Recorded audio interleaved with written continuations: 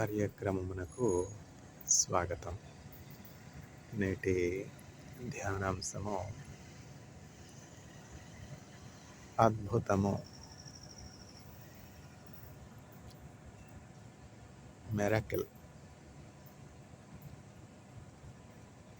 ఇది గలిలయలోని కానా అను ఊరిలో యేసుక్రీస్తు ప్రభు చేసినటువంటి మొదటి అద్భుతము, సూచక క్రియ. యోహాను సువార్త 2వ అధ్యాయము 11వ వచనం. This is the beginning of miracles.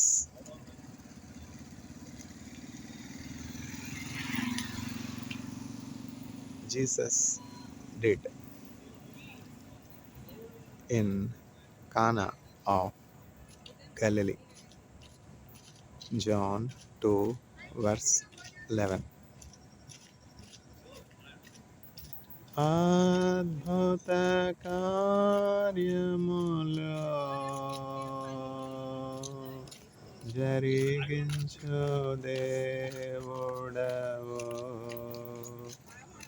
అద్భుత కార్యములు జరిగించు దేవుడవు.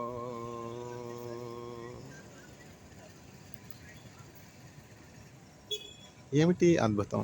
యేసుక్రీస్తు ప్రభు చేస్తున్నటువంటి అనేకమైనటువంటి అద్భుతాలు, ఆశ్చర్యాలు, సూచక క్రియలు, సైన్స్ అంటాం కదా, వండర్స్ అంటాం కదా. వండర్ అనొచ్చు, మిరాకిల్ అనొచ్చు, సైన్ అనొచ్చు, ఏమని పిలిచినా కూడా యేసుక్రీస్తు ప్రభు చేసినటువంటి అద్భుతములలో ఇది ఒకటి. 7 వండర్స్ ఆఫ్ ద వరల్డ్ అంటాం కదా.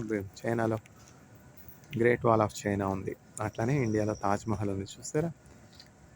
ఎందుకంటే మనుష్యులు ఎవరి రూపంలో చేయబడ్డారు? దేవుని రూపంలో, దేవుని పోలికలో చేయబడ్డారు కనుక మనుష్యులు తలపెట్టినటువంటి కార్యాలన్నీ వాళ్ళు చేయగలుగుతారు. అయితే దేవునికి మానవునికి ఉన్నటువంటి వ్యత్యాసం ఏంటంటే, దేవుని కార్యాలు ఎప్పుడు కూడా పాజిటివ్ ఎఫెక్ట్ కలిగి ఉంటాయి. మనుషుల కార్యాలు పాజిటివ్ కలిగి ఉంటాయి, నెగిటివ్ కూడా కలిగి ఉంటాయి. 2 సైడ్స్ ఉంటాయి. ఇప్పుడు సైన్స్ అండ్ టెక్నాలజీ తీసుకుందాం. సైంటిఫిక్ రీసెర్చ్ వల్ల అనేకమైనటువంటి లాభాలు ఉన్నాయి, నష్టాలు ఉన్నాయి. ఒక ఉదాహరణకి ఇప్పుడు చూడండి, భయంకరమైనటువంటి ఎండాకాలం, మే మాసం. అంటే ఏప్రిల్లో ఎగ్జామ్స్ ఉంటాయి పిల్లలందరికీ. కాలేజ్ కావచ్చు, స్కూల్ కావచ్చు, యూనివర్సిటీ కావచ్చు, ఏ ఉన్నత విద్య చదువుతున్నటువంటి వారికైనా సెమిస్టర్ ఎగ్జామ్స్ ఉంటాయి కదా. ఇప్పుడంటే ఇంకా ఎగ్జామ్ సిస్టమ్ సులువైపోయింది, సెమిస్టర్ సిస్టమ్ వచ్చి.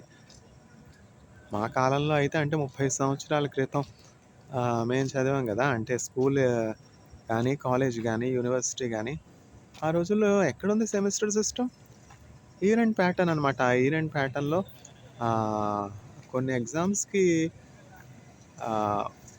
ఒకరోజు హాలిడే వచ్చేది, ఆల్టర్నేట్ డేస్లో ఉండేవి. సామాన్యంగా ఎగ్జామ్స్ అన్నీ కూడా వితౌట్ ఎనీ బ్రేక్ కంటిన్యూస్గా ఉండేవి. ఎందుకంటే కొన్ని 11 ఎగ్జామ్స్ ఉంటాయి. 10th స్టాండర్డ్ తీసుకుంటే 11 ఎగ్జామ్స్ ఉంటాయి. ఒక్కొక్క సబ్జెక్టు 2 పేపర్స్. సెకండ్ లాంగ్వేజ్ వచ్చి ఒక పేపరే. 5 సబ్జెక్ట్స్, ఒక సెకండ్ లాంగ్వేజ్. ఎన్ని సబ్జెక్ట్స్ అయ్యాయి? 6 సబ్జెక్ట్స్. 5 సబ్జెక్ట్స్ ఏమో 2 పేపర్స్ ఉంటాయి. Science 2 papers, social 2 papers, maths 2 papers, English 2 papers, Hindi 2 papers. 10 papers అయిపోయా. ఇంకో పేపర్ ఏమిటి? Telugu second language. అంటే మేము ఆంధ్ర వాళ్ళమైనప్పటికీ, ఆంధ్రాలో చదివినప్పటికీ నేను ఒక ప్రత్యేకమైనటువంటి మార్వాడీల చేత, హిందీ వాళ్ళ చేత ఎస్టాబ్లిష్ చేయబడినటువంటి స్కూల్లో చదివాను. అందువల్ల అక్కడ హిందీ ఫస్ట్ లాంగ్వేజ్ అవ్వడం వల్ల హిందీ 2 పేపర్స్ ఉంటే తెలుగు ఒక పేపర్ ఉంటుంది. ఏదో ఎట్లా ఉన్నా కూడా 10th స్టాండర్డ్లో 11 papers non stop, 11 days. ఎంత కష్టం! పిల్లలు ఎంత అలసిపోతారు. ఆ ఎగ్జామ్స్ ఉండేది కూడా భయంకరమైనటువంటి, అంటే ఎగ్జామ్ సెంటర్కి వెళ్ళేటప్పటికే తడిసిపోతాం. మేము చదువుకున్న స్కూల్కి, ఎగ్జామ్ సెంటర్కి ఇంచుమించు 15 కిలోమీటర్లు ఉంటుంది. సైకిల్ మీద తొక్కుంటే వెళ్ళిపోయేవాళ్ళం ఆ ఎండల్లోనే. అట్లా చదివాము, అట్లా రాసాం. ఇప్పుడు ఎగ్జాము 2 గంటల నుంచి 5 గంటల వరకు ఎగ్జామ్. భయంకరమైనటువంటి ఎండ. ఇవన్నీ దాటుకుని వచ్చాం కదా, కాబట్టి పంచుకోవడానికి, షేర్ చేయడానికి చాలా ఉంటాయి ఇప్పుడు పిల్లలకి. తెలియపరచడానికి. మనం ఎక్కడున్నాం? నేను చెప్పేదేంటంటే, మనుష్యుల యొక్క కార్యాల వల్ల గానీ, మనుష్యులు ఒక సమస్యను పరిష్కరించాలి అని ప్రయత్నించినప్పుడు పరిష్కారంతో పాటు దుష్ఫలితాలు గూడా, దుష్పరిణామాలు కూడా ఉంటాయన్నమాట. ఏంటంటే ఎండలు, భయంకరమైనటువంటి ఎండలు. పూర్వం అయితే రామగుండం ఇట్లా కొంచెం కొంచెం కొన్ని కొన్ని ప్లేసెస్‌లోనే టెంపరేచర్ వచ్చి 45 దాటేది. ఇప్పుడు అన్ని ప్లేసెస్‌లోనూ సామాన్యంగా 45 టచ్ అవుతుంది గదా! భయంకరమైనటువంటి ఎండలు. యవన ప్రాయంలో ఉన్నటువంటి వాళ్ళే తట్టుకోలేకపోతున్నారు. నడి ప్రాయంలో ఉన్నటువంటి వాళ్ళే తట్టుకోలేకపోతున్నారు ఇంకా. 60 పైబడిన వాళ్ళు ఏం తట్టుకుంటారు? అట్లాంటి వాళ్ళు ప్రత్యేకమైనటువంటి కేర్ తీసుకోవాలి. దేవుని వాక్యం మనకి జ్ఞానాన్నిస్తుంది. వయసుని ఖాతరు చేయకుండా, ఓల్డ్ ఏజ్‌ని లక్ష్య పెట్టకుండా ఎండలో ఏదో యవ్వనంలో ఉన్న యూత్‌లో ఉన్నటువంటి వాళ్ళలాగా వెళ్తే ఏం జరుగుతుంది? సన్ స్ట్రోక్ వస్తుంది. ప్రమాదం గదా! అందువల్ల హెల్త్ పట్ల కేర్ తీసుకోవాలి. ఇప్పుడు ఇజ్రాయెల్‌లో చూసినట్లయితే కేర్ గివర్స్ ఉంటారు. ఒక ఏజ్ వచ్చాక అంటే 60, 70 ఇయర్స్ వచ్చేసాక వాళ్ళకంటూ ఒక స్పెషల్ అసిస్టెంట్ ఉంటారనమాట. Care giver. యంగ్ ఏజ్‌లో ఉన్నటువంటి 20, 30స్‌లో ఉన్నటువంటి ఒక హెల్పర్ ఉంటారనమాట. ఓల్డ్ ఏజ్‌లో ఉన్నటువంటి వాళ్ళని చక్కగా సాయంకాలం సూర్యాస్తమయం అయ్యాక లేక సూర్యాస్తమయ సమయానికి 5-6 టైంలో ఇంకా వెలుగుండగానే చీకటి పడకుండానే చక్కగా ఏమిటిది వీల్ చైర్‌లో కూర్చోబెట్టి పార్క్‌కి తీసుకొస్తారు. పార్క్‌లో చక్కగా వాళ్ళు ఆహ్లాదకరమైనటువంటి ఆ చక్కని వాతావరణాన్ని ఆస్వాదించి చక్కని అదే రిఫ్రెషింగ్ గదా! ఆ చక్కని బ్రీజ్, కూల్ బ్రీజ్ అక్కడ ఆడుకుంటున్నటువంటి పిల్లలు ఆ! అవన్నీ కూడా చాలా రిఫ్రెషింగ్‌గా ఉంటాయి. ఇంట్లో లోన్‌లీగా ఫీల్ అవ్వకుండా చక్కగా పార్కొచ్చి ఇవన్నీ చూస్తూ, ఆ ఫ్రెష్ బ్రీజ్‌ని ఎంజాయ్ చేస్తూ, కామ్‌నెస్‌ని ఎంజాయ్ చేస్తూ అంటే ఈ టీవీలు, రేడియోలు ఇవన్నీ ఉన్నాయి. కానీ ఏమిటి? ఇవన్నీ గోల గోల గదా! అక్కడ వాళ్ళు బాంబ్ బ్లాస్ట్ చేశారు. ఇరాన్ వచ్చి ఆహ్, అమెరికన్ అసెట్స్ బాంబ్ చేసింది. అమెరికా వచ్చి ఇరాన్ న్యూక్లియర్ ఫెసిలిటీని బాంబ్ చేసింది. ఇవే కదా న్యూస్. ఏమున్నాయి చెప్పండి న్యూస్ చెప్పుకోవడానికి. అవన్నిటిని అధిగమించడానికే కదా ఈ కృపావార్త అనే ఛానల్. ఇందులో ఏమన్నా ఎవరిని ఎట్లా హింసించాలి, ఎవరిని ఎట్లా బాధపెట్టాలి, హింసకు సంబంధించినటువంటి విషయాలు, కీడుకు సంబంధించినటువంటి విషయాలు, మానవుల అధోగతికి, పతనానికి, కీడుకు సంబంధించినటువంటి విషయాలు చెప్పబడుతున్నాయా? లేక మానవుల క్షేమాభివృద్ధికి కావాల్సినటువంటి విషయాలు చెప్పబడుతున్నాయి. దేవుని మాటలు చెప్పబడుతున్నాయి. దేవుని పలుకులే కదా దూరం అయిపోయాయి ఇప్పుడు. అన్నిటికీ మనకు సమయం ఉంది. కానీ దేవునికి సమయం లేదు. దేవుని మాటలు వినడానికి సమయం లేదు. ఆ! అట్లాంటి పరిస్థితి. ఎక్కడున్నాం? అద్భుతం. దేవుడు అద్భుత కార్యాలు చేసే దేవుడు. ఆశ్చర్య కార్యాలు జరిగించే దేవుడు. అందుకే ఆయనకి ఇట్లా పేరు పెట్టబడింది ఇమ్మానుయేల్. ఇమ్మానుయేల్ అంటే దేవుడు మనకు తోడు. కన్యక గర్భవతి అయి కుమారుని కనును ఆయనకు ఇమ్మానుయేలు అని పేరు పెట్టబడెను. ఏలయనగా మనకు శిశువు పుట్టెను, మనకు కుమారుడు అనుగ్రహించబడెను. ఆశ్చర్యకరుడు, ఆలోచనకర్త, నిత్యుడగు తండ్రి, బలవంతుడగు దేవుడు, సమాధానమునకు అధిపతి. చూసారా 5 పేర్లు. ఇంగ్లీష్‌లో చూస్తే wonderful, counsellor, mighty God, everlasting father, prince of peace. కొన్ని కొన్ని ప్రతుల్లో ఎట్లా ఉంటదంటే ట్రాన్స్‌లేషను వండర్‌ఫుల్, కౌన్సిలర్ కలిపేసి వండర్‌ఫుల్‌ని ఒక అడ్జెక్టివ్‌గా వాడి వండర్‌ఫుల్ కౌన్సిలర్ అని కలుపుతారు. కానీ ఒరిజినల్ ట్రాన్స్‌లేషన్‌లో మనం చూసినట్లయితే కింగ్ జేమ్స్ వెర్షన్ చూసినట్లయితే వండర్‌ఫుల్ వేరు, కౌన్సిలర్ వేరు. దాన్ని ఆధారంగా చేసుకొని తెలుగు ట్రాన్స్‌లేట్ చేశారు. ఇప్పుడు అనేకమైనటువంటి ట్రాన్స్‌లేషన్స్ వచ్చేసాయి కదా! ఇప్పుడు ఏ ట్రాన్స్‌లేషన్ చదువుతున్నామో అన్నది కూడా చాలా important. Best of the translations ఏంటంటే కింగ్ జేమ్స్ వెర్షన్. ఆ కింగ్ జేమ్స్ వెర్షన్‌లో ఉన్నటువంటి ఇంగ్లీష్ ఏమిటంటే చాలా ఓల్డ్ ఇంగ్లీష్ అనమాట. యు అనడానికి థీ అంటారు. థీ అంటే ఏమిటి అని మళ్ళా డౌటు. ఇప్పుడు ఆ ఓల్డ్ ఇంగ్లీష్ ఎవరు వాడతా ఉన్నారు? డికేడ్స్ అయిపోయింది కదా! ఆ కింగ్ జేమ్స్ వెర్షన్ వచ్చి, ఆ కింగ్ జేమ్స్ వెర్షన్ బైబిల్ పట్టుకోవడమే కష్టం. అదేమిటి ఎంత బరువుంటుంది? ఆ! అట్లాంటి బైబిల్ నాకు ఒకటి చైనాలో మెన్హాంగ్ ఎవాంజలికల్ చర్చ్‌కి వెళ్ళేటప్పుడు నాకు ఒక బైబిల్ ప్రెజెంట్ చేశారు చర్చ్‌లో వాళ్ళు ఉచితంగా. అది ఎట్లాంటి బైబిల్ అంటే, ఆ బైబిల్ ప్రత్యేకత ఏమిటి అంటే ఒక కాలంలో ఆ! అట్లనే అయ్యా.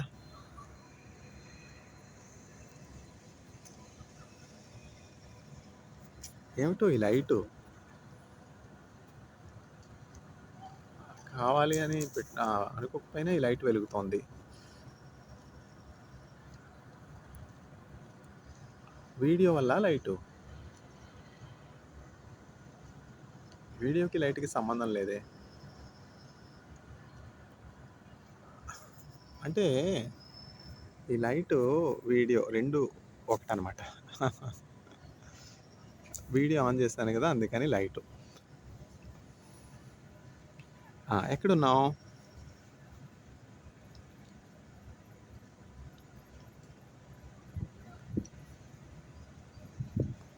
ట్రాన్స్‌లేషన్ చూసారా? Chinese Bible. ఆ చైనీస్ బైబిల్ నాకు ప్రెజెంట్ చేశారనమాట. బైబిలే కాదు, ఒక చక్కని హిమ్ బుక్ ప్రెజెంట్ చేశారు. హిమ్ బుక్కే కాదు, ఇంక చెప్పుకుంటా పోతే ఆ చైనీస్ చర్చ్ వాళ్ళు, వాళ్ళ దాతృత్వం ఇంతంత అనలేం. భాష లేకపోయినా ఆ ప్రేమ బంధం ఎక్కడి నుంచి వచ్చింది? యేసుక్రీస్తు ప్రభువే కదా ఆధారం. ఎట్లా అంటే చూడండి, ఇండియాలో క్లైమాటిక్ కండిషన్స్ వేరు, చైనాలో క్లైమాటిక్ కండిషన్స్ వేరు కదా! ఇప్పుడు మనకి టెంపరేచర్ రోజు మాక్సిమం టెంపరేచర్ ఎంత? 48 కూడా టచ్ అవుతుంది. 49 కూడా టచ్ అవుతుంది. కానీ చైనాలో నేనున్నాను గదా 2 సంవత్సరాలు. ఏప్రిల్ ఎంతో ఆహ్లాదకరంగా ఉంటది. మే ఎంతో ఆహ్లాదకరంగా ఉంటది. Maximum temperature 30. నమ్ముతారా? అక్కడికి వెళ్లి చూస్తే గాని నమ్మలేం గదా! ఇంక పరలోకం గురించి చెప్తే ఎట్లా నమ్ముతారు చెప్పండి? చైనా గురించి చెప్తేనే ఎవరు నమ్మరు. ఇజ్రాయెల్ గురించి చెప్తే అస్సలా నమ్మరు. అన్ని అద్భుత విషయాలు, అన్నీ ఉన్నాను గాబట్టి.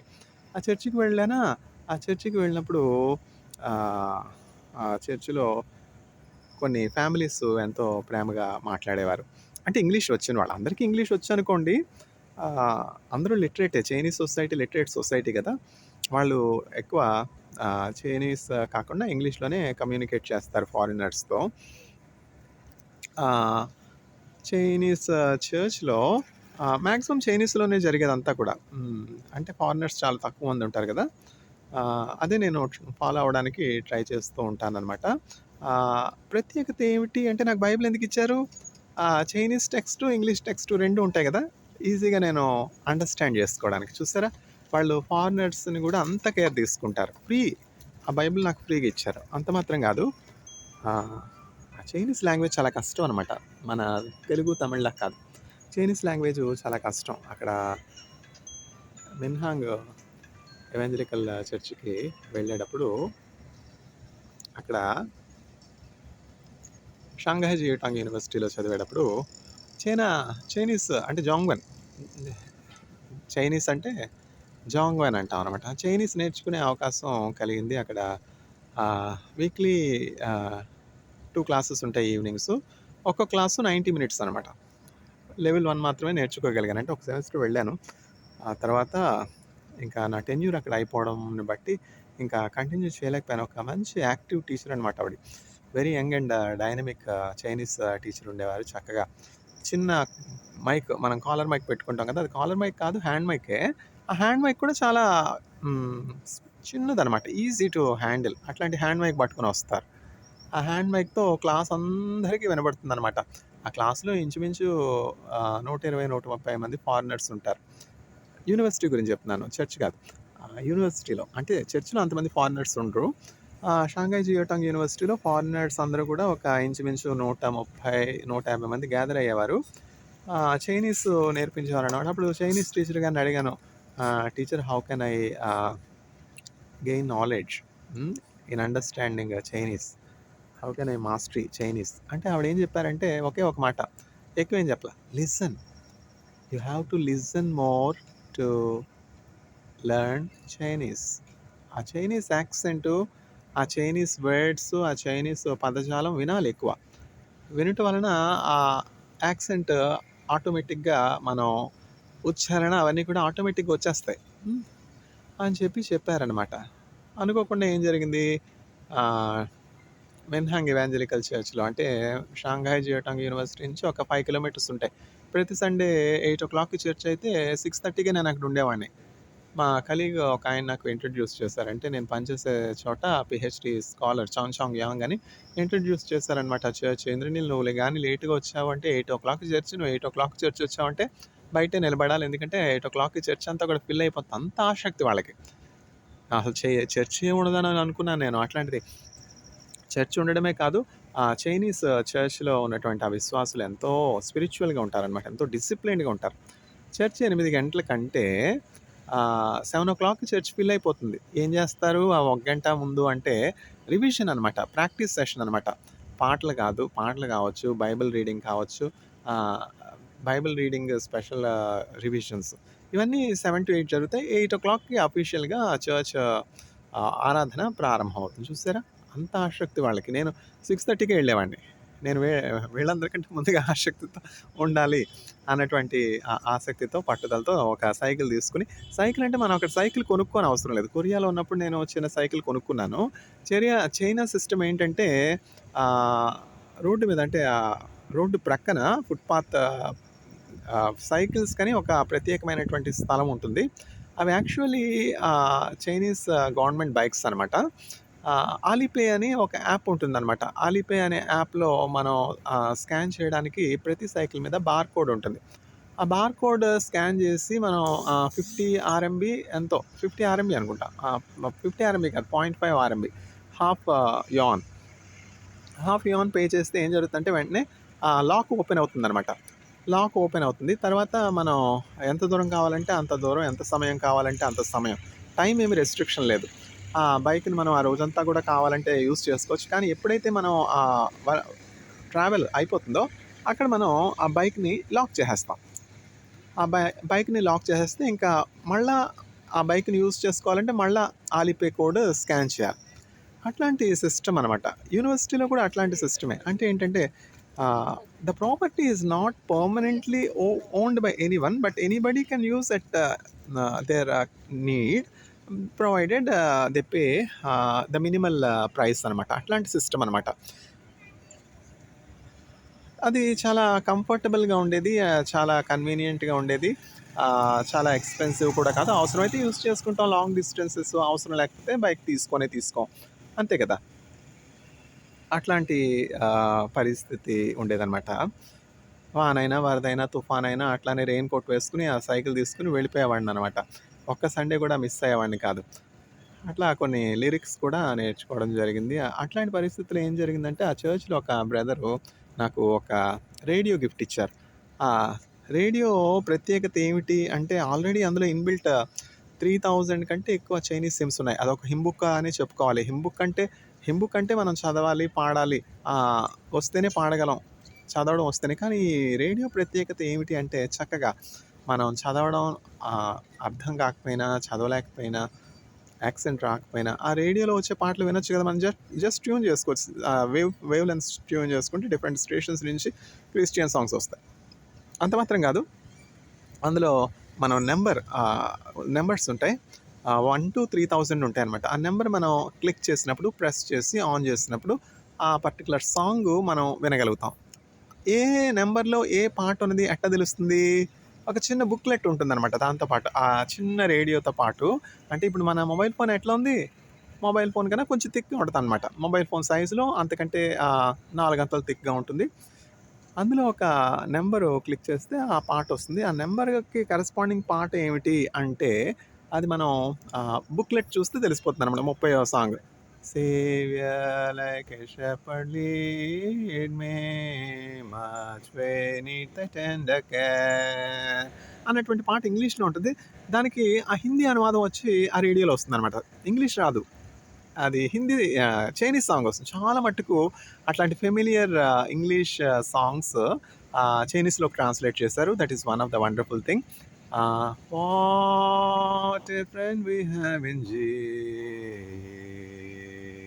Jesus, all our sins and griefs to bear. What a privilege to carry everything to God in prayer. What peace we often forfeit, what needless pain we bear, all because we do not carry everything to God in prayer. Have we trials and temptations, Is there trouble anywhere? We should never be discouraged. Take it to the Lord in prayer. Oh, can we find a friend so faithful? Oh, will all our sorrow share. Jesus knows our every weakness. Take it to the Lord in prayer. చూసారా ఆ tune మనకు తెలిసిపోతుంది కదా, ఆ చైనీస్లో వచ్చినా కూడా ఆ tune పలానా పాట అని తెలిసిపోతుంది. అట్లానే ఇంకా అష్యూరెన్స్ రీఅష్యూరెన్స్ కావాలంటే చిన్న బుక్లెట్ చూసినట్లయితే అందులో ఇంగ్లీష్ ఉంటుంది, తెలుగు చైనీస్ ఉంటుంది. కొన్నిటి వాటికి చైనీస్ ట్రాన్స్లేషన్ ఇంగ్లీష్లో ఉంటుంది, అట్లా అనమాట. అందువల్ల మనం ఆ చైనీస్ భాష సులువుగా నేర్చుకోవడానికి ఆ రేడియో ఎంతగానో ఉపయోగం. ఇప్పటికీ ఆ రేడియో పెట్టుకున్నాను. చాలా మటుకు నాకు విలువైనటువంటి గిఫ్ట్స్ ఎవరైనా ఇస్తే అవసరతలో ఉన్నటువంటి వాళ్ళకి అవి ఇచ్చేస్తాను అనమాట. నా దగ్గర ఏమి ఎక్కువ material resources, material wealth accumulate చేసుకోవడం అట్లాంటిది ఏం లేదు. ఏమన్నా ఒక పెన్ అనుకోండి, ఆ పెన్ స్టూడెంట్స్కి ఎవరికి అవసరం అని చెప్పి ఎవరైనా స్టూడెంట్స్ చక్కగా పెర్ఫామ్ చేస్తే వాళ్ళకి బెస్ట్ పెర్ఫార్మెన్స్ని ఎంకరేజ్ చేస్తూ అది గిఫ్ట్గా ఇచ్చేస్తాను. ఎందుకని, నాకు ఉన్నవే చాలు. అక్యూములేట్ చేసుకోవడం వల్ల ఏం ప్రయోజనం చెప్పండి? కెనరా బ్యాంక్లో అక్యూములేట్ చేసుకుంటాం. కెనరా బ్యాంకులో అంటే కెనరా బ్యాంక్లో తక్కువ అనుకోండి, స్విస్ బ్యాంక్లో అక్యూములేట్ చేసుకున్నారు, పనామా బ్యాంక్స్లో అక్యూములేట్ చేసుకున్నారు, ఇక్కడ అక్కడ అక్యూములేట్ చేసుకున్నారు. ఎక్కడ ఎంత ఉందో వాళ్ళకే తెలియదు. చివరికి పుట్టుకొని ప్రాణం పోతుంది. అది ఎవరి పాలవుతుందో తెలియదు. ఎందుకు వచ్చింది ఇదంతా? నీ ధనం ఎక్కడ ఉండనో నీ ప్రాణం అక్కడ ఉండనో. కాబట్టి మన ధనము పరలోకంలో కూర్చుకొనుట మనం నేర్చుకోవాలి. భూలోకంలో మీ ధనము కూర్చుకొనవద్దు, అక్కడ దొంగలు దోచుకుంటారు, చిమెట్లు తినివేస్తే పరలోకంలో మీ ధనము కూర్చుకొనడని యేసుక్రీస్తు ప్రభు చెప్తున్నారు కదా. చూడండి, యేసుక్రీస్తు ప్రభు జీవితం మనకి మంచి మాదిరి. యేసుక్రీస్తు ప్రభు జరిగించినటువంటి మొదటి అద్భుత కార్యం ఏమిటంటే, కానా అనే ఊరిలో గలిలీ అనే ప్రాంతంలో యేసుక్రీస్తు ప్రభు ఒక వివాహానికి పిలువబడ్డారు. యేసుక్రీస్తు ప్రభు మాత్రమే కదా, ఆయన శిష్యులు కూడా పిలువబడ్డారు. యేసుక్రీస్తు ప్రభు శిష్యులు ఎంతో విద్య లేనటువంటి పామరులు అనమాట. వాళ్ళేమి జ్ఞానులు కాదు. పరమానందయ్య గారి శిష్యులు ఉన్నారు కదా, అంతే. అట్లా వాళ్ళేమి జ్ఞానవంతులు కారు. చాలా చాలా చాలా విద్య లేనటువంటి పామరులు. అట్లాంటి ఒక విధంగా చెప్పాలంటే జ్ఞానము లేనటువంటి జ్ఞానహీనులను, జ్ఞానము లేని శూన్యమైనటువంటి వ్యక్తులను యేసుక్రీస్తు ప్రభు తీసుకుని వాళ్ళని గొప్ప పండితులుగా చేస్తారు. వాళ్ళని చూసి ఆశ్చర్యపోయారనమాట.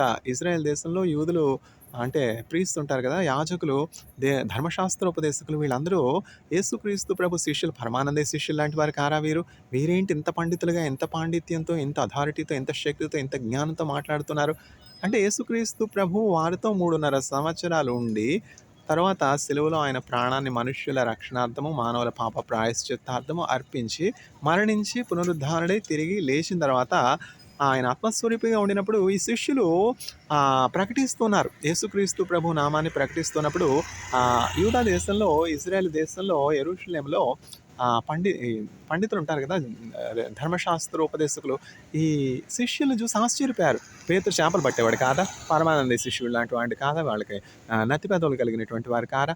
నోటి మాంద్యం కలిగినటువంటి వారు కారా? వీరు సరిగ్గా మాట్లాడగలడమే వీరికి చేత కాదు, చేపలు పట్టుకోవడం తప్ప వీరికి ఏం చేత కాదు. అట్లాంటిది ఇంత చక్కగా, ఇంత స్పష్టంగా, ఇంత ధైర్యంగా, ఇంత జ్ఞానయుక్తమైనటువంటి మాటలు ధర్మశాస్త్రంలోని విషయాలు ఉన్నట్టు ఎట్లా చెప్తున్నారు? వీళ్ళకి పాండిత్యం ఎట్లా వచ్చింది? వీరికి జ్ఞానం ఎట్లా వచ్చింది? వీరు ఎప్పుడు ధర్మశాస్త్రం చదివారు? ధర్మశాస్త్రం కులంకుశంగా పరిశీలించినటువంటి వారు కూడా ఇంత చక్కగా బోధించలేరే? ఇదేమిటి వింత ఆశ్చర్యం! అవును కదా, వీరు యేసుక్రీస్తు ప్రభుతో ఉన్నారు. యేసుక్రీస్తు ప్రభు ఆయన యొక్క నాలెడ్జ్ అంతా కూడా వీళ్ళకి 3.5 సంవత్సరాలు ట్రాన్స్ఫర్ చేశారు. అంత మాత్రము కాదు, అక్కడ జరిగినటువంటి ఇంకో వింత ఏంటంటే, వారు పరిశుద్ధాత్మ చేత నింపబడ్డారు. మీరు పరిశుద్ధాత్మ శక్తి పొందుకున్నట్లు మీరు వేచియుండుడి. గలిలయలో నా కోసం వేచి ఉండండి, యెరూషలేములో మేడగదిలో నా కోసం వేచి ఉండండి అని యేసుక్రీస్తు ప్రభు చెప్పినట్లు ఆయన శిష్యులు ఆయన కొరకు ప్రార్థన చేస్తూ ఎదురు చూసినప్పుడు వారు పరిశుద్ధాత్మ చేత నింపబడ్డారు. అగ్ని నాలుకల వలె పరిశుద్ధాత్మ వారి మీదకి ప్రోక్షింపబడినప్పుడు, దిగి వచ్చినప్పుడు వారు అన్య భాషలు మాట్లాడగలిగారు.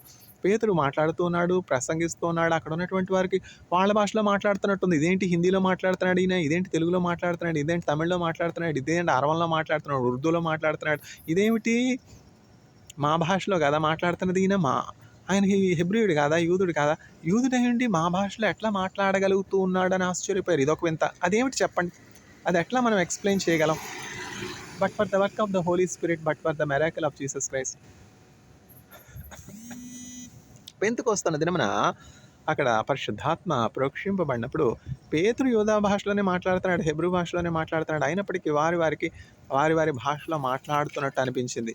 అంత మాత్రం కాదు, న్యాచురల్‌గా కూడా, రియల్‌గా కూడా అన్య భాషలు మాట్లాడడానికి దేవుడు శక్తినిస్తాడు. ఎప్పుడు పరిశుద్ధాత్మ వరము మీరు పొందుకున్నప్పుడు అన్య భాషలు మాట్లాడుదురు, భుజంగములను ఎత్తి పట్టుకొందురు, మరణకరమైనదేది తాగినను అది మీకు హాని చేయ నేరదు, మీరు భూదిగంతముల వరకు నా సాక్షులుగా ఉంటారు. ఇవన్నీ నాకెక్కడి నుంచి వస్తా ఉన్నాయి చెప్పండి? అఫ్‌కోర్స్ 3 సార్లు బైబిల్ చదివాను. 3 సార్లు కాదు, 30 సార్లు బైబిల్ చదివిన వాళ్ళు ఉన్నారు. ఇట్లా చెప్పగలుగుతున్నారా? ఏమిటి మిస్సింగ్ కాంపోనెంటు? ఏమిటి మిస్సింగ్ ఇంగ్రీడియంట్? కరివేపాకు లేకుండా పులిహోర చేస్తే ఎట్లా ఉంటది చెప్పండి? కరివేపాకు లేకుండా పులిహోర చేస్తే ఆ టేస్ట్ రాదు కదా! ఏమిటంటారు, ఫ్లేవరు. ఆ కరివేపాకు లేని పులిహోర అట్లానే ఉంటది. ఇంకేమిటి, పసుపు లేకుండా పులిహోర ఏమవుతుంది చెప్పండి? చింతపండు రసం లేకుండా పులిహోర ఎట్లా చేస్తారు? చింతపండు రసం లేకుండా పులిహోర ఏమవుతుంది చెప్పండి? పచ్చి మిరపకాయలు లేకుండా పులిహోర పదునుగా ఎట్లా ఉంటుంది? ఆ టేస్ట్ ఎట్లా వస్తుంది చెప్పండి? ఇవన్నీ ఇంగ్రీడియంట్స్. ఆత్మఫలములు నానా విధంగా ఉన్నాయి. ఆత్మఫలాలన్నీ కలిస్తేనే అట్లా ప్రసంగించగలరనమాట. ఇప్పుడు ఇజ్రాయెల్ దేశం ఫలభరితమైనటువంటి దేశం అండి. ఇప్పుడు ఎంత దూరం వెళ్ళినా, ఇప్పుడు సర్దార్ పటేల్ రోడ్ అంతా నడుస్తాను. ఆ మూల నుంచి ఈ మూల వరకు, రాజ్‌భవన్ దగ్గర నుంచి మధ్య కైలాష్ వరకు నడిచిన ఒక ఫలము కానరాదే. ఆ గోడంతా ఎంప్టీగా ఉంటుంది. ఒక ఫలం వేలాడదు. ఒక ద్రాక్షావల్లి ఉండదు, ఒక కమలా చెట్టు ఉండదు, ఒక జామ చెట్టు ఉండదు. ఏముండదు. ఇదేంటో వింత, అరణ్యమా ఏమిటి? కానీ ఇజ్రాయెల్ దేశంలో ఎంత బిజీ ప్లేస్‌లో మనం వెళుతున్నప్పటికి ఏం జరుగుతుందంటే, ఆ ఇంటి కాంపౌండ్ వాల్ అనుకోండి, లేకపోతే దడి అనుకోండి, ఆ కంచె అనుకోండి, దాని మీద నుంచి తొంగుతాయన్నమాట, వేలాడతాయి. ఏమిటి వేలాడతాయి? కమలా పళ్ళు. ఏమిటి? ఆ కొమ్మల నుంచి ద్రాక్ష పళ్ళు. ఆ కొమ్మలు బయటికి రాకుండా నరికి వేసేయరు, కొట్టివేసేయరు. బయటుంటే ఆ బయట వెళ్ళే వాళ్ళకి ఆహారం దొరుకుతుంది కదా! చక్కగా ఒక దానిమ్మకాయ తీసుకుంటాం. దానిమ్మకాయ తీసుకొని కట్ చేసుకొని తింటా వెళ్ళిపోతే, ఆకలితో ఉన్న వారికి ఆహారం తీరదా? ఆకలి తీరదా? అట్లాంటి ఫలభరితమైనటువంటి దేశం అనమాట. చూసారా? నేనదే ఆశ్చర్యపోతాను. ఏమిటి ఇంత పెద్ద క్యాంపస్ ఉంది, ఇందులో ఒక ఫలంతో నింపబడినటువంటి చెట్టు లేదు. కోతులు తింటాయి, తిననివ్వండి, తింటే ఏమిటంట? ఎందుకో ఒక ఏమిటది, మామిడి చెట్టు ఉండదు. వెరీ రేర్ అనమాట. ఎంత ఫలభరితంగా ఉండాలి. ఏమిటి, ఒక కమలా చెట్టు ఉండదు, ఒక ఆరెంజ్ ట్రీ ఉండదు, ఒక ఏమిటంటారు అది, పనస చెట్టు ఉండదు. ఆ ఒక్క పనస చెట్టు ఉంటే ఎన్ని పనసకాయలు చెప్పండి? ఒక పనసకాయ ఉంటే 10 క్వార్టర్స్‌లో ఉన్నటువంటి వాళ్ళందరూ కూడా పనసకాయని కోసుకొని తినొచ్చు కదా! ఆ! కొబ్బరి చెట్లు ఎక్కడున్నాయి చెప్పండి? కొబ్బరికాయలు తింటాయా కోతులు? ఆ! ఏం కొబ్బరి చెట్లు నాటడానికి ఏమిటంట? కొడుకుని నమ్ముకొనుట కంటే కొబ్బరి చెట్టుని నమ్ముకొనుట మేలు అని సామెత. అంటే ఏమిటంటే, కొబ్బరి చెట్టులో ప్రతి భాగము కూడా ఎంతో ఉపయోగకరమైనటువంటిది కదా! ఇన్ని క్యాంపస్‌లో ఇంత ఏరియా ఉన్నాయి. ఆ! వృక్షాలు లేనటువంటి ప్రాంతాలు చాలా ఉన్నాయి. ఒక 100 కొబ్బరి చెట్లు నాటితే ఏంటంట? అట్లనే ఉంటాయి. మనుష్యుల తలంపులు దేవుని తలంపులు వంటివి కావు. దేవుని క్రియలు మనుషుల క్రియలు వంటివి కావు. మీ తలంపులు నా తలంపుల వంటివి కావు. మీ ఆలోచనలు నా ఆలోచనల వంటివి కావు. నేను ఇట్లా టీచ్ చేస్తా ఉన్నప్పుడు జీఎస్ఎఫ్‌సి యూనివర్సిటీ వడోదరాలో ఒకానొక అంశం మీద నేను బోధిస్తూ ఉన్నాననమాట. Global warming, climate change, industrial processes, industrial emissions, how to suppress or take measures for combating the pollution from industrial emissions అనే అంశం మీద మాట్లాడుతూ, నా క్లాస్ ఎప్పుడు కూడా కొన్ని క్వెషన్స్‌తో ప్రారంభం అవుతుందనమాట. స్టూడెంట్స్ యొక్క అండర్‌స్టాండింగ్ ఏంటి? వాళ్ళ లెవెల్ ఆఫ్ అండర్‌స్టాండింగ్, వాళ్ళ నాలెడ్జ్ ఏ రేంజ్‌లో ఉంది? ఎక్కడి నుంచి నేను క్లాస్ ప్రారంభించాలి అని తెలుసుకోవడానికి ఒక 10, 12 ప్రశ్నలు వేసి, దానికి వచ్చినటువంటి ఆన్సర్స్‌ని బట్టి నేను టీచ్ చేస్తాను. అంత మాత్రం కాదు, నా టీచింగ్ ఎప్పుడు కూడా ఎగ్జామ్ ప్యాటర్న్‌లో ఉండదనమాట. ఎగ్జామ్‌లో మీకొచ్చే క్వెషన్స్ ఈ ఫామ్‌లో ఉంటాయి. ఆబ్జెక్టివ్ టైప్ క్వెషన్స్ ఇట్లా ఉంటాయి. మల్టిపుల్ చాయిస్ ఇట్లా ఇయ్యబడుతుంది అని చెప్పి ఒక 10 క్వెషన్స్ రాసేస్తాను. ఆ 10 క్వెషన్స్‌కి ఆన్సర్స్ వాళ్ళని అడుగుతాను. అందుకని చెప్పి నా పేపర్స్ అన్నింటిలో కూడా స్టూడెంట్స్‌కి 90% కంటే ఎక్కువ వస్తాయి. ఎందుకంటే ఇంపార్టెంట్ క్వెషన్స్ ఎవ్రీడే రివిజన్ చేస్తాను కదా! ఫస్ట్ అసలు నా క్లాస్ ప్రారంభమయ్యేదే క్వెషన్స్‌తో ప్రారంభమవుతది. తర్వాత ఎక్స్‌టెన్సివ్‌గా నేను ఇప్పుడు బ్లాక్ బోర్డ్ ఎక్కడ ఉందిలెండి. ఇప్పుడు గ్రీన్ బోర్డు లేకపోయే. ఇప్పుడంతా కూడా మార్కర్ బోర్డ్ కదా! White marker board. దాని మీద ఒక 10 క్వెషన్స్ రాసేస్తాను. దానికి ఒక్కొక్క క్వెషన్‌కి 4 ఆబ్జెక్టివ్ ఆన్సర్స్ కూడా రాస్తాను. మల్టిపుల్ చాయిస్ క్వెషన్స్ అనమాట. ఇందులో ఏది కరెక్ట్ అని స్టూడెంట్స్‌ని అడుగుతాను. 8 మంది క్లాస్‌లో ఉంటే 6 పాజిటివ్ ఆన్సర్, కరెక్ట్ ఆన్సర్ చెప్తారు. 2 రాంగ్ ఆన్సర్ చెప్తారు, చెప్పలేకపోతారు. అట్లాంటి వాళ్ళ మీద ఫోకస్ చేయడానికి నాకు అవకాశం ఉంటుందన్నమాట. అట్లాంటి వాళ్ళని ఎయిమ్ చేసుకొని క్లాస్‌లో ఎవరైతే బలహీనంగా ఉన్నారో, ఎవరైతే వీక్‌గా ఉన్నారో అట్లాంటి వాళ్ళని ఫోకస్ చేసుకొని టీచ్ చేయడాన్ని బట్టి అసలు ఫెయిల్యూర్ అన్నదే ఉండదు. అసలు అట్లాంటి అంత కేర్ తీసుకున్నా ఒకళ్ళు ఫెయిల్ అయిన సంఘటనలు కూడా ఉన్నాయి. అదెంతో బాధాకరమైనటువంటి విషయం. స్పెషల్ క్లాస్ తీసుకొని డాన్ టు డస్క్ ఆన్‌లైన్‌లో ఇంటరాక్ట్ అయ్యి చేసినా కూడా ఫెయిల్ అయినటువంటి సిచ్యువేషన్స్ ఉన్నాయి. ఏంటంటే డాక్టరే, ఎంతో ప్రజ్ఞ కలిగినటువంటి డాక్టరే, ఆ పేషెంట్ సహకరించకపోతే డాక్టర్ ఏం చేయగలరు చెప్పండి? మెడిసిన్స్ ఇస్తాము, ఆ పేషెంట్ వేసుకోరు. ఏవో కారణాలు ఏమన్నా కావచ్చు. డయాబెటీస్, స్వీట్స్ తినకూడదు. స్వీట్స్ తింటే నేనేం చేయగలను చెప్పండి? డాక్టరే, ఎంతో ప్రజ్ఞ కలిగినటువంటి డాక్టరే, ఎంతో నాలెడ్జ్ కలిగినటువంటి డాక్టరే, కానీ పలానా ఒక రోగం ఉన్నప్పుడు పలానా ఆహారం పాయిజన్ వంటిది కదా! అట్లాంటివి డాక్టర్ సలహా ఇచ్చినప్పుడు కేర్ తీసుకుంటే పేషెంట్‌కి ఆ ట్రీట్మెంట్ ఫలిస్తుంది. మీరు డయాబెటీస్‌తో ఉన్నారు, షుగర్ రిలేటెడ్ ఫుడ్ ఎక్కువ తినకూడదు, స్వీట్స్‌ని కొంచెం అవాయిడ్ చేయండి అంటారు. స్వీట్స్ అవాయిడ్ చేయకుండా స్వీట్స్ ప్రతిరోజు తింటే ఇది డాక్టర్ తప్పా? డాక్టర్ ఫెయిల్యూరా చెప్పండి? ఆ మెడికేషన్ తప్పా చెప్పండి? అట్లాగూ కొంతమంది టీచర్స్ సిన్సియర్‌గా వర్క్ చేసినా కూడా ఫెయిల్యూర్స్ అనేవి ఎప్పుడు కూడా ఉంటాయి. ఎక్కడున్నాం? ఇండస్ట్రియల్ ఎమిషన్స్ ఎట్లా కంట్రోల్ చేయాలి? గ్లోబల్ వార్మింగ్‌ని ఎట్లా సప్రెస్ చేయాలి? Average growth of global temperature ఎట్లా కంట్రోల్ చేయాలి? అన్న క్వెషన్‌తో ఏం చేయాలి అని స్టూడెంట్స్‌ని అడిగితే, ఒక స్టూడెంట్ యశ్రాజ్ జోషి ఇప్పుడు ఎక్కడున్నాడు? ఐర్లాండ్‌లో హైర్ స్టడీస్ చేస్తా ఉన్నాడు. బీఎస్సీ తర్వాత ఎంఎస్ చేస్తా ఉన్నాడు. చూసారా? మనం ఇచ్చే ట్రైనింగ్‌ని బట్టి వాళ్ళు ఎక్కడికి వెళ్లారు? అబ్రాడ్ వెళ్లి ధైర్యంగా చదువుకునే కెపాసిటీ వాళ్ళకొచ్చింది. నేనెప్పుడు కూడా వాళ్ళని అదే ఎంకరేజ్ చేస్తూ ఉండేవాడిని. నేను 9 ఇయర్స్ అబ్రాడ్‌లో ఉన్నాను. అబ్రాడ్‌లో చదువుకునే అవకాశం కలగడం చాలా మంచిది. అక్కడ నేర్చుకోవడానికి చాలా విషయాలున్నాయి. ఇప్పుడు నాకు ఆంధ్ర యూనివర్సిటీలో 76% ఇచ్చారని చెప్పి నేను ఆ పిల్లలకి 70% ఇస్తే ఎట్లా? ఆ కాలంలో మేము చదువుకునే కాలంలో 75% ఆంధ్ర యూనివర్సిటీలో వచ్చింది అంటే అదొక వింత. గీచి మార్కులేస్తారు. 40 అంటే పాస్ మార్కు. పాస్ అవ్వడమే కష్టం ఆంధ్ర యూనివర్సిటీలో. అసలు ఆంధ్ర యూనివర్సిటీలో ఎంఎస్సీ డిగ్రీ రావడమే కష్టం. అక్కడ చదువుకున్న వాళ్ళని అడిగితే చెప్తారు. 40 పాస్ మార్క్ అండి. 40 రావడమే కష్టం. తర్వాత ఇంక 40 నుంచి అయితే ఇంకా క్రిటికల్. ఒక్కొక్క మార్క్ 10 మార్కుల క్వెషన్‌కి ఒక్క మార్క్ రావడం చాలా కష్టం గగనం. అట్లాగుంటది. ఎవాల్యుయేషన్ చాలా చాలా క్రిటికల్‌గా ఉంటదనమాట. ఎందుకంటే అక్కడ ఆ టీచర్స్ వాళ్ళు ఒక లెగసీ ఏమిటంటారు? అక్కడ ప్రొఫెసర్ సాగి, తర్వాత professor Seshadri guarantee he is an expert in drug chemistry. He is an expert in organic synthesis. Professor Seshadri. He was faculty in Delhi university. From Delhi university he moved to some university in Tamil Nadu, and from there Karur. He is somehow related to Karur. Seshadri sir వచ్చి తర్వాత ఆంధ్ర యూనివర్సిటీలో chemistry faculty అయ్యారు.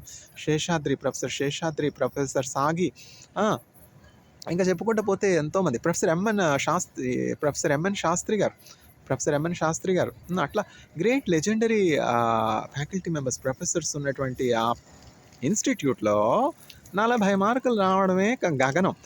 నాకు 76 మార్కులే వేశారు, నాకు gold మెడలే ఇచ్చారు, 76% వచ్చి 76% రావడం చాలా చాలా చాలా కష్టం. కాబట్టి నా స్టూడెంట్స్కి నేను 70% ఇస్తానంటే ఎట్లా చెప్పండి? నేను చదువుకున్నది ఎక్కడ? నేను చదువుకున్నది ఎప్పుడు? కాలం ఎంత మారిపోయింది. అబ్రాడ్‌లో ఎవాల్యుయేషన్ సిస్టమ్ ఎట్లా ఉంది? ఇప్పుడు నేను అబ్రాడ్‌లో ఉండగా ఒకళ్ళకి ఇండియన్ స్టూడెంట్‌కి పీహెచ్‌డీ కోసం రిక్వెస్ట్ చేశాను, అహరోన్ గడెంకన్ గారిని. ఆయన ఆ సీవీ అంతా చూసి క్విక్‌గా పర్సెంటేజ్ వచ్చి ఎంఫామ్‌లో పర్సెంటేజ్ వచ్చి ఇంత తక్కువ ఎందుకుంది? పర్సెంటేజ్ 67 ఎంతో ఉంది. Is she sick? Why she got so low percentage అని క్వెషన్ అనమాట. సార్ మీరు ఎట్లయినా పీహెచ్‌డీ ఇవ్వాలి ఈ స్టూడెంట్‌కి, వెరీ డెడికేటెడ్ స్టూడెంట్ అని చెప్తే, నువ్వేమో డెడికేటెడ్ అంటున్నావు కానీ ఇక్కడ మార్కులు చూస్తే 67% ఉంది. ఎందుకు ఇంత లో వచ్చింది? సార్ ఇది లో కాదు. ఇండియాలో ఫార్మాస్యూటికల్ ఇన్స్టిట్యూట్స్‌లో ఎవాల్యుయేషన్ సిస్టము, గ్రేడింగ్ సిస్టమ్ చాలా టఫ్‌గా ఉంటాయి సార్. 67 అంటే ఫస్ట్ క్లాస్ సార్. 67 అంటే it's not simple grade. It depends on college, depends on the history of the college. The evaluating methodologies will be different, sir. 60% and above, and between 60 and 75 it is called first class, sir. Above 75 it is a distinction, sir. Getting 75 it's equivalent to 9-point scale or something like that, sir. And నేను ఆయనకి explain చేసి sick కాదు sir, bright స్టూడెంటే, performing student, మీరు ఎట్లా అయినా PhD ఇవ్వాలి sir అంటే వెంటనే ఇమీడియట్గా I'm taking this student for PhD under my supervision అని లెటర్ రాసి ఆ అడ్మిషన్ అంతా ప్రాసెస్ చేశారు.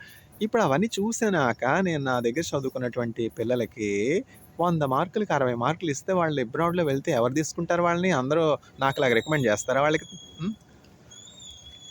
అందుకని చెప్పి నేను ఎప్పుడు కూడా వాళ్ళకి 9 పాయింట్ స్కేల్‌లో 9-10 వచ్చేలాగా తర్ఫీదు ఇచ్చేవాడిని. ఏమిటి ఇంద్రనీల్ టీచర్స్ క్లాస్‌లో వీళ్ళకి 90 వస్తా ఉన్నాయి. మిగతా క్లాసెస్‌లో పేపర్స్‌లో వీళ్ళకి 60 వస్తా ఉన్నాయి. ఇంద్రనీల్ మిస్టేకా? స్టూడెంట్స్ మిస్టేకా? లేకపోతే ఇంకొక క్లాస్ టీచ్ చేసినటువంటి టీచర్ మిస్టేకా? ఇది డెఫినిట్‌గా ఇంద్రనీల్ మిస్టేక్ అయి ఉంటది. ఇంకేముంది? ఆళ్ళాక మధ్యలోడన్నారంట. ఆ! A bad workman always blames the tools. ఎందుకు నా మీద పడి ఏడవడం ఎందుకు? ఇంద్రనీల్‌దే మిస్టేకు. కళ్ళద్దాలు లేవు గదా! సరిగ్గా కనపడవు. అందుకని జెప్పి 60కి 90 యేశారు. నా కళ్ళద్ద నా కళ్ళద్దాలు లేకపోతే కళ్ళు కనపడవా ఏంటి? అంటే గుడ్డివాళ్ళకి ఎట్లా ఉంటదంటే అందరూ గుడ్డివాళ్ళు అనుకుంటారు. ఇప్పుడు పిల్లి పాలు తాగుతా దాన్ని ఎవరు చూడలేదా అని అనుకుంటారు. ఇప్పుడు నల్ల కళ్ళద్దాలు పెట్టుకుంటే నా ఎదురుగుండా ఉన్న వాళ్ళు నాకు నల్లగా కనపడతారు. పచ్చ కళ్ళద్దాలు పెట్టుకుంటే పచ్చగా కనబడతారు. అంతే మనం చూసే ఆ గ్లాసెస్ నుంచి ఉంటాయి. ఇంజినీరింగ్ క్లాస్‌లో అందరికీ 90 అబోవ్ వస్తున్నాయి. మిగతా వాళ్ళు టీచ్ చేస్తా ఉన్న క్లాస్‌లో 60 వస్తున్నాయి. ఏమిటి డిఫరెన్సు? నాకులాగా ఉదయం 8 గంటల నుంచి 11 గంటల వరకు వాళ్ళు టీచింగ్ మీదే ఉన్నారా? పిల్లలతో పర్సనల్ టచ్‌లో ఉన్నారా? ఫోన్‌లో ఆన్‌లైన్ క్లాసెస్ కండక్ట్ చేశారా? అదేంటంటే మనం టీచ్ చేసిన విధానాన్ని బట్టి మనం తీసుకునేటువంటి కేర్‌ని బట్టి ఇంద్రనీల్ కళ్ళు సరిగ్గా కనపడవు కదా! ఇవి ఆరోపణలు. ఇంద్రనీల్‌కి పిచ్చి కదా! పిచ్చి హాస్పిటల్‌కి వెళ్ళినటువంటి వాళ్ళందరూ పిచ్చివాళ్ళా? క్యాన్సర్ హాస్పిటల్‌కి వెళ్ళినటువంటి వాళ్ళందరూ క్యాన్సర్ పేషెంట్స్. వింత మనుషులు కదా! క్యాన్సర్ పేషెంట్స్‌కి వెళ్ళినటువంటి వాళ్ళందరూ క్యాన్సర్ హాస్పిటల్‌కి వెళ్ళిన వాళ్ళందరూ కూడా క్యాన్సర్ పేషెంట్స్ కాదు. పిచ్చి హాస్పిటల్‌కి వెళ్ళినటువంటి వాళ్ళందరూ కూడా మెంటల్ కాదు. తెలుసుకోవాలి, గమనించాలి. ఆ జడ్జిమెంట్ చాలా జాగ్రత్తగా చేయాలి. ఇవేంటంటే నేనాపనిందలు అంటారు కదా! మీరే కొలత ఇతరులకు కలుస్తారు అదే కొలత. పిచ్చివాళ్ళు అంటారు నాకేం పోయే, నాకేమన్నా నా తల వెంట్రుకలు ఒక వెంట్రుక రాలిందా? Don't you know that all your hairs are numbered అని యేసుక్రీస్తు ప్రభు చెప్తున్నారు. మీ తల వెంట్రుకల్లో అన్నీ కూడా లెక్కించబడి ఉన్నవి అని యేసుక్రీస్తు ప్రభు చెప్తుంటే పిచ్చివాడంటే నాకేం పోయే అనుకోనివ్వండి. వాళ్ళకి అట్లా హ్యాపీగా ఉంటే అనుకోనివ్వండి. Let them be happy. Mental ఎవరికి మెంటల్? నాకు సైటా? నా కళ్ళు సరిగ్గా కనపడకపోతే ఎట్లా చదువుతున్నాను? ఏమిటి వింత? ఏం లేదు, ఆడలేక మధ్యలోడు. A bad man always blames the tools. అందుకని చెప్పి మనం ఎప్పుడు కూడా కృంగిపోకూడదు. నిందలు రాలేదా దానియేలుకి? నిందలు వచ్చినప్పుడు కృంగిపోయాడా? తనని నిందించినటువంటి వాడిని అదే పనిగా దూషిస్తున్నాడు. ఎందుకని? మనకి బ్లడ్ ప్రెషరు, ఎందుకని మనకి సిక్నెస్, మనని హాని చేసినటువంటి వాళ్ళని, మనకి కీడు చేసినటువంటి వాళ్ళని, మనల్ని నిందించినటువంటి వాళ్ళని, వాళ్ళ మీద మన ఫోకస్ ఉందనుకోండి, మనం పేషెంట్లం అయిపోతాం. ఇప్పటివరకు నా తల నెరవలేదు, ఇప్పటివరకు నా కంటి సైట్ పోలా, దృష్టి, ఏ అనారోగ్యం లేదు, బ్లడ్ ప్రెషర్ లేదు, ఏమిటి ఏమిటది షుగర్ లేదు, ఏమి లేదు. ఎందుకని? నా ఫోకస్ ఎప్పుడు కూడా మనుషుల మీద ఉండదు. నన్ను ఎవరైనా దూషించారా? ప్రభా క్షమించిన ఆయన, father forgive them for they know not what they do, అவ்வளோதான், ప్రేయర్ ముడించింది. I will go on my way. పిచ్చోళ్ళు అంటే నాకేమన్నా నష్టం? నా తల వెంట్రుకలు ఒకటి పోయిందా? అయ్యో పండితుడు అంటే నాకేమన్నా పెరిగిపోయిందా? ఎందుకు వచ్చింది? ఈరోజు పోయినటువంటి వాళ్ళే రేపు తెగుడుతారు. మనుషులు కదా, మారిపోతారు. మారిపోయే లోకమందు మనుషులెంతో మారినా మారునా నా యేసు ప్రేమ దినదినంబో యేసుకు దగ్గరగా చేరుతా అనుక్షణంబో యేసునేనా మదిలో వేడుతా పరిశుద్ధముగా అనుకూలముగా జీవయాగమై సాగెదా. దినదినం యేసుక్రీస్తు ప్రభుకి దగ్గరగా చేరాలి. పలానా వాళ్ళు ఇలా అన్నారు, పలానా వాళ్ళు అలా అన్నారు. ఎందుకు వచ్చింది? కేవలం పాజిటివ్ తీసుకోండి. పలానా వాళ్ళు ఉపకారం చేశారు ప్రభా, వీరు నాకు ఉపకారం చేశారు, వీళ్ళకి ప్రతి ఉపకారం చేసి సంవత్సర కాలం నాకు పనిచేయడానికి తేహూన్ కిమ్సార్ అవకాశం ఇచ్చారు. ఆయన కిమ్సార్ని దీవించండి, వారి ల్యాబ్ని అభివృద్ధిపరచండి. ప్రతిరోజు ఇదే ప్రార్థన. మనకి మేలు చేసినటువంటి వాళ్ళని ఇప్పుడు కూడా మనం మర్చిపోకూడదు. అసలు ఇజ్రాయెల్‌లో ల్యాండ్ అవ్వడానికి నాకు అర్హత లేదు. ఏమిటి? గ్రేస్ అనమాట. I'm not deserving to land in Israel. అసలు అహరోన్ గెడెంకన్ గారి ల్యాబ్‌లో పోస్ట్ డాక్‌లో జాయిన్ అవ్వాలి అంటే ఆయన క్రైటీరియా వేరు. ఆయన such lousy journals I will not allow to present in my group meetings అంటారు. నన్ను కాదులేండి, నేను అంత టైం ఇవ్వనుగా. Such lousy journals I will not allow to present in my group అంటారు. అంటే ఏంటంటే ఆయన ఒక స్టాండర్డ్ ఫాలో అవుతారు. ఇంపాక్ట్ ఫ్యాక్టర్ ఒక 10 కంటే తక్కువ ఉన్నటువంటి పేపర్ రీసెర్చ్ గ్రూప్లో డిస్కస్ చేయకూడదు. ఇంకేంటి, doctor Archana we know all these things, skip move forward, tell me only the result. ఆయనకి అంత టైం ఇవ్వకూడదు మనం, ఫటాఫట్. ఎందుకంటే వాళ్ళు పండిపోయారు కదా. Doctor Archana we know all these things, I don't want all this introduction, you can move forward. ఏంటంటే మన ఫోకస్ ఎట్లా ఉంటుందంటే ఆ గ్రూప్లో ఉన్నటువంటి చిన్న వాళ్ళని, ఆ గ్రూప్లో ఉన్న ఎంఎస్సి వాళ్ళు ఉంటారు, ఎంఎస్ వాళ్ళు ఉంటారు, పిహెచ్డి వాళ్ళు ఉంటారు, పోస్ట్ డాక్స్ ఉంటారు. మన ఫోకస్ గడెంకన్ గారి మీద కాదు కదా, ఆయనకి ప్రజెంట్ చేస్తున్నాం మనం. కానీ ఆయన పర్సనల్గా ఆయనకే ప్రజెంట్ చేస్తున్నట్టు తీసుకుంటారు. ఎందుకంటే నాకు అర్థమైతే పిల్లలకు కూడా అర్థం అవుతుంది అని ఆయన ఆలోచన అనమాట. Doctor Archana we know all these things, you need not present all these fundamental aspects, move to the results please. అంటే ఏంటంటే ఆయనకి టైం లేదుగా. ఇప్పుడు విశ్వనాథన్ గారు ఉన్నారు, 84 సంవత్సరాలు. అహరుణ్ గడంకన్ గారు ఉన్నారు, 85 సంవత్సరాలు. ఇద్దరికి ఉన్న కాంట్రాస్ట్ ఏంటంటే పాపం విశ్వనాథన్ గారు 30 నిమిషాలు కాదు, గంట సేపు కాదు, 2 గంటలు చెప్పిన పాపం వింటా ఉంటారు. No response at all. ఎన్ని గంటలు మాట్లాడినా వింటారు. అదేమిటో వింత. అహరుణ్ గడంకన్ గారు 30 మినిట్స్ అంటే 30 మినిట్స్లో అయిపోవాలి, ఇంకా నో టైం. ఎందుకంటే పాపం ఆయనకి వేరే, ఎందుకంటే ప్రొఫెషనల్ పర్సనల్ లైఫ్ బ్యాలెన్స్ ఆయనకి ఉన్నదనమాట. ఆయన ఏమంటారంటే, అహరుణ్ గడంకన్ గారు ఏమంటారంటే, I have children with chemistry. ఎవరికి లేరు పిల్లలు, మీకే ఉన్నారా ఏంటి పిల్లలు అంటే ఆయన చెప్తారనమాట. అంటే ఆయన ఉద్దేశం ఏంటంటే మిగతా వాళ్ళకి పిల్లలు లేరు అని కాదు. అంటే ఆయన ఉద్దేశం ఏంటంటే, నేను పర్సనల్ లైఫ్కి ప్రొఫెషనల్ లైఫ్కి ఆ సెపరేషన్ ఎరుగుదును. I give the due consideration to my professional life and personal life equally. ఆ డిమార్కేషన్ చాలామందికి తెలియదు అనమాట. అందువల్ల ఏంటంటే I have children with chemistry అంటారు.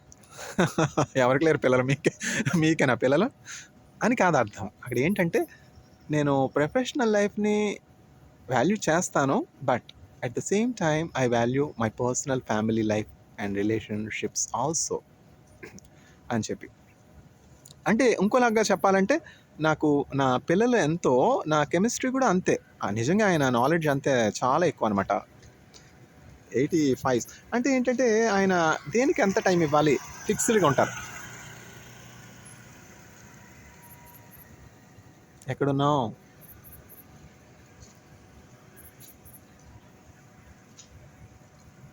అద్భుతం. This is the beginning of science miracles. Did Jesus did in కానా ఆఫ్ గ్యాలిలీ. నేను కానా వెళ్ళాను. తర్వాత యేసుక్రీస్తు ప్రభు వెడ్డింగ్ ఏ స్థలంలో అయితే వెళ్ళారో, వివాహాన్ని చూడడానికి, వివాహం కొరకు ఎక్కడైతే యేసుక్రీస్తు ప్రభు ఆహ్వానించబడ్డారో, ఆయన శిష్యులతో ఆయన ఈ అద్భుత కార్యాన్ని ఎట్లా చేశారో. బై ఇన్సిడెన్స్ ఏంటంటే నా రీసెర్చ్ టాపిక్ కూడా అదే, ఇథనాల్ ప్రొడక్షన్ అనమాట. ఇజ్రాయెల్లో నా ఫస్ట్ టాపిక్ ఏంటంటే, నా ప్రాబ్లమే అహరోన్ గడంకన్ గారి ల్యాబ్లో పోస్ట్ డాక్ రావడం అంత సులువు కాదు.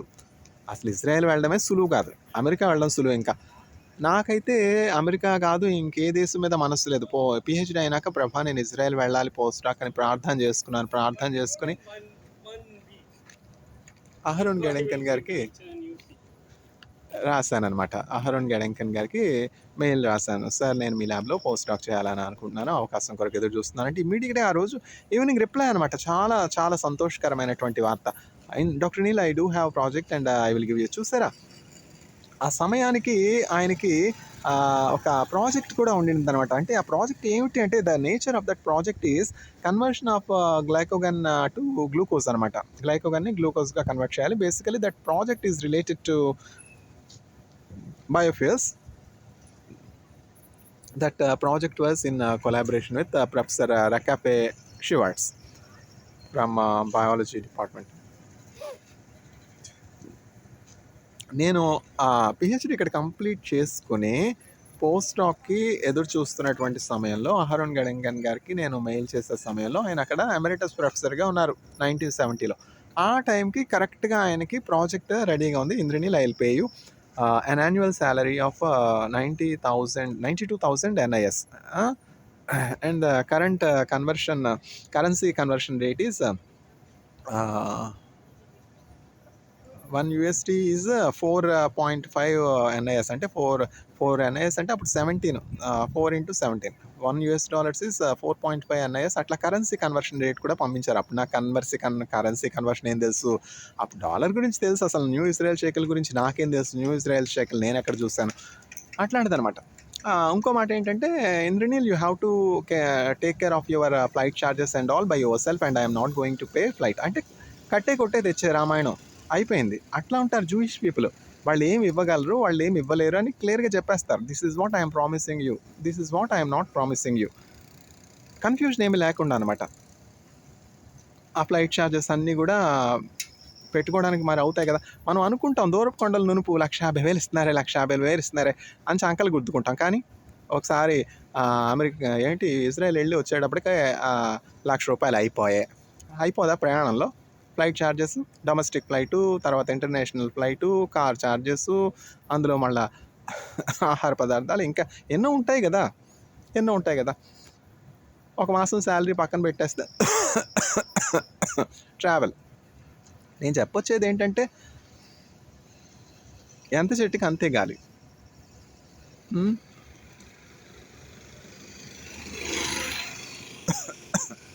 పరిగెత్తి పాలు తాగే కంటే నిలిచి నీళ్ళు తాగడం ఎలా. అంటే అబ్రాడ్ వెళ్ళకూడదు అని కాదు, అబ్రాడ్ వెళ్ళకపోతే నాకు ఈ నాలెడ్జ్ ఎక్కడ వచ్చేది చెప్పండి.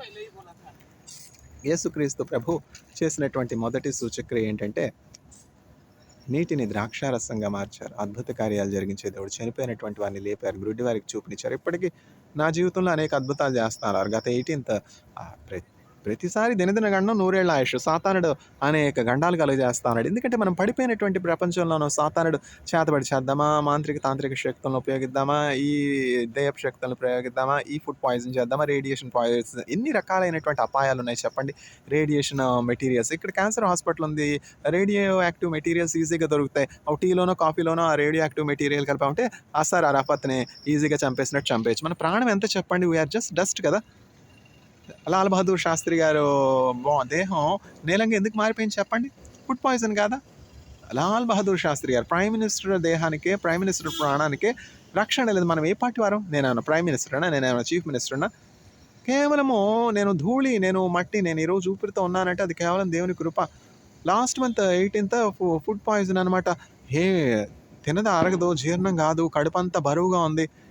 తర్వాత ఏదో ఎగ్గు, అదేం ఎగ్గో నాకు తెలియదు, అసలు ఎగ్ ముట్టుకోకూడదని మా కలీగు ఎవరు తృప్తి గజరియా మేడం, నేనంటే ఎంతో ప్రేమ అభిమానం, ఫ్రెండ్షిప్ వెళ్ళండి, మంచి కోరి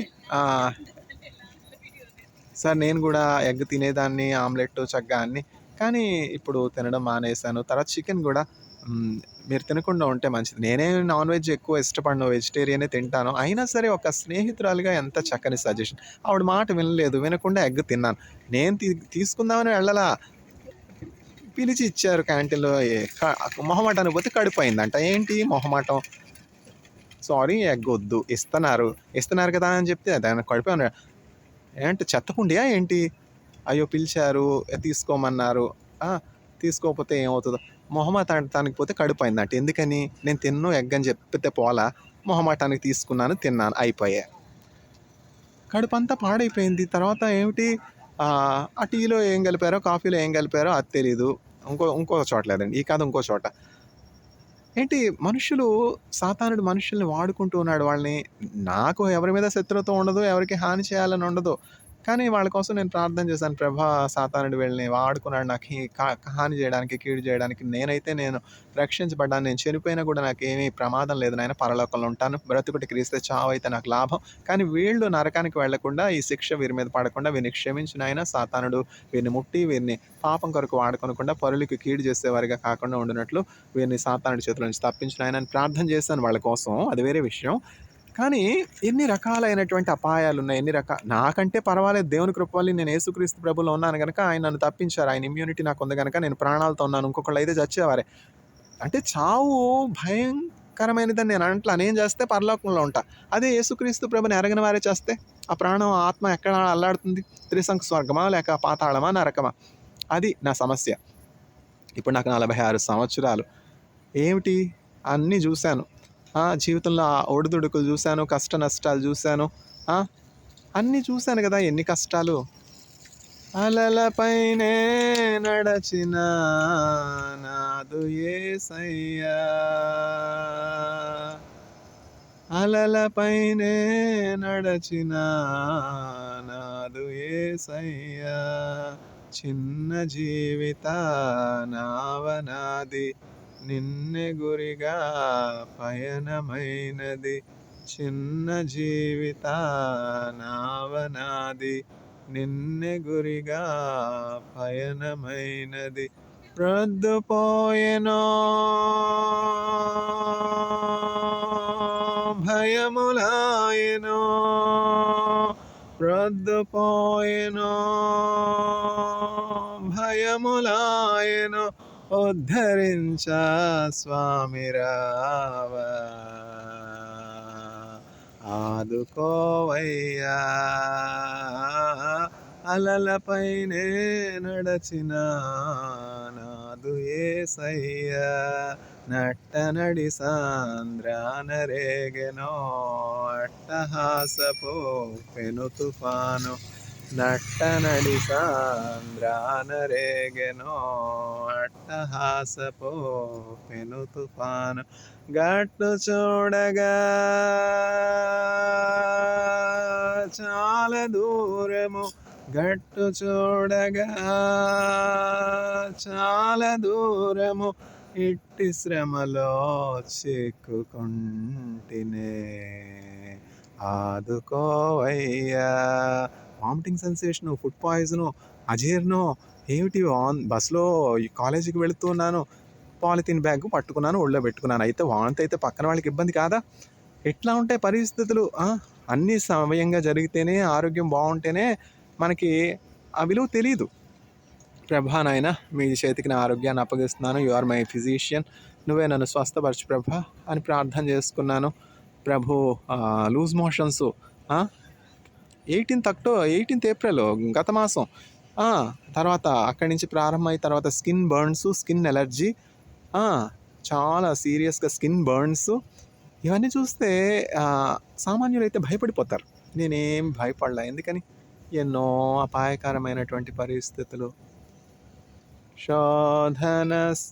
శోధన బాధలు శ్రమలిల కల్గిన ఆదుకొనను నా ప్రభువనిసం, వ్యాధులు లేములు మరణము కల్గిన నాథుడే నా నిరీక్షణమో,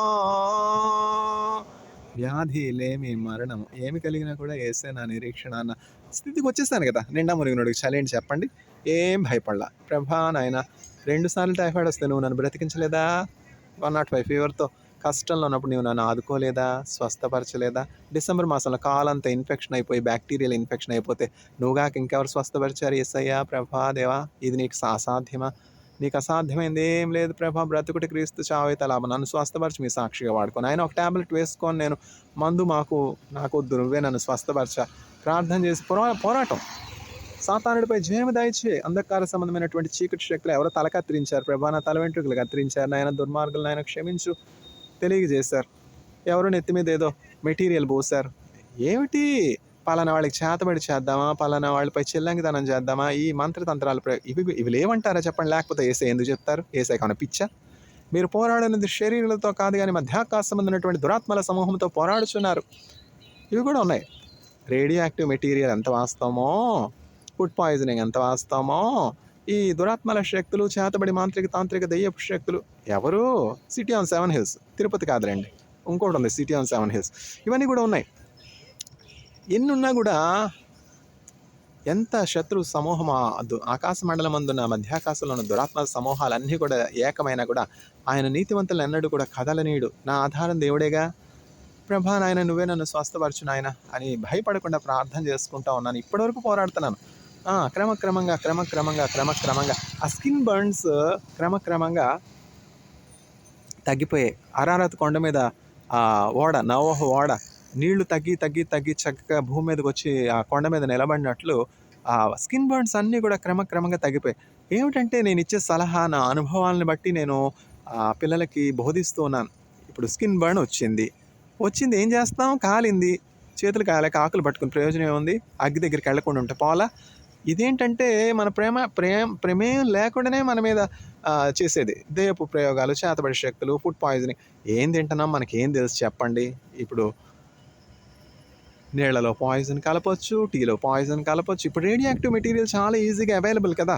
క్యాన్సర్ హాస్పిటల్ పక్కన ఉంది, ఎక్కడి నుంచైనా తీసుకురావచ్చు. ట్రీట్మెంట్ కోసం తీసుకుంటున్నాం అంటారు, దాన్ని నిర్దోషులపై వాడతారు. అదేమిటంటే సాతాను కార్యాలు. ప్రభా ఇది ఎలక్ట్రానిక్ హెజార్డస్ మెటీరియల్ తెలియదు, రేడియేషన్ మెటీరియల్ తెలియదు, ఏం ఫుడ్ పాయిజన్ నాకు తెలియదు నాయన. ఏమో తిన్నాక, ఈ ఎగ్ తిన్నాక కడుపంతా బరువుగా ఉంది, డైజెషన్ కాలేదు ప్రభా, లూజ్ మోషన్స్ ప్రభా, స్కిన్ బర్న్స్ అయ్యా ఈ కడుపంతా కాలిపోయింది నాయన ప్రభా తండ్రి నువ్వే స్వస్థపరిచి చేసాయా, మరణం నుంచి తప్పించినటువంటి గొప్ప దేవుడు ప్రభాని ప్రార్థన చేసుకుంటా. అక్కడ నీళ్లు పోస్తే ఎట్లా? నీరు నిప్పు, ఎలక్ట్రిసిటీని నీరు ఒక చోట ఉండకూడదు.